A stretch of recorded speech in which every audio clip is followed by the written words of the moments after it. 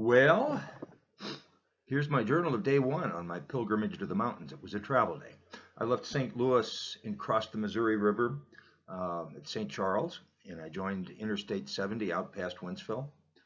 A little over an hour later, I crossed over the Missouri River again, just west of Columbia. And as I looked down at the river from the bridge, I wondered just how long did it take Lewis and Clark to paddle their canoes this far? Pretty amazing. I paid another visit to the mighty river as I passed through Kansas City. I-70 crosses the Kansas River just south of where it converges with the Missouri. And I peeked to my right, and there was the big old mighty Mo. My journey will cross the Missouri River again a couple of times. I'm going to encounter it again as I head east across South Dakota. And then I'll catch I-29 and travel south on that along the border of Iowa and Nebraska, where the Missouri River flows.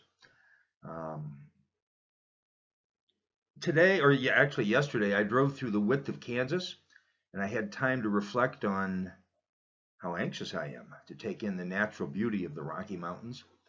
But there was also beauty to be had in the Great Plains of Kansas. That rolling terrain in eastern Kansas contrasted with the hilly terrain in Missouri.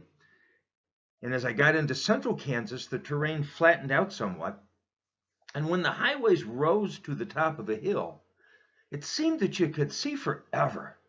And I'm guessing that on the top of one of those hills, the horizon that I saw was, 10, 20 miles out there. And of course, with plenty of time to spend inside my head on this journey, it crossed my mind that when those early settlers passed through the Great Plains and saw that horizon from the top of one of those hills, they probably didn't even make it to where that horizon existed by the end of the day.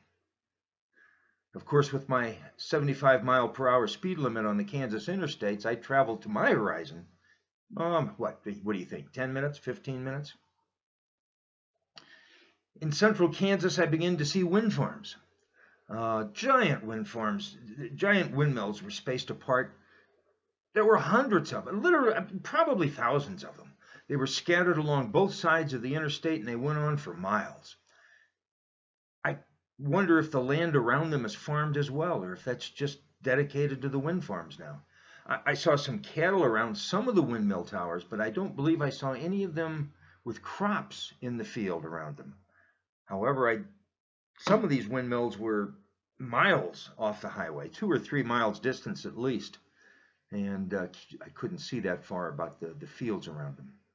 At one point, I saw an old-fashioned windmill near a farmhouse that stood there in stark contrast to those giant towers that were just maybe a quarter of a mile away. Wind farms, these wind farms sometimes stretched for miles at a time. In western Kansas and then in eastern Colorado, there were also some oil rigs pumping in the fields, those old Goonie bird type things. Quite a contrast, that fossil fuel energy and the clean wind energy side by side. That was another contrast. I stopped for the night in eastern Colorado, about halfway between Colorado and the Kansas border in Denver. I drove 750 miles yesterday. Those old pioneer settlers in the covered wagons would need months to get this far. They would start in the spring. They would travel the entire summer. I don't believe they had air conditioners on those covered wagons.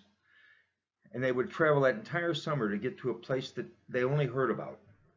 There's probably very limited pictures available. There were certainly no travel brochures or Chamber of Commerce pamphlets. Those early pioneers had traveled on faith. But I can't get too proud of traveling Missouri and Kansas and a big chunk of Colorado in one day.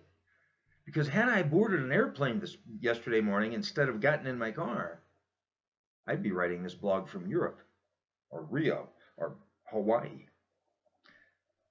We've come so far in just a few generations, 4 generations at the most. And boy, we sure take this for granted, don't we? Well, I got to get going now. It's early in the morning, and I'm going to head into the mountains today. I'll probably blog later today from the western side of the Rockies. If I survive, um,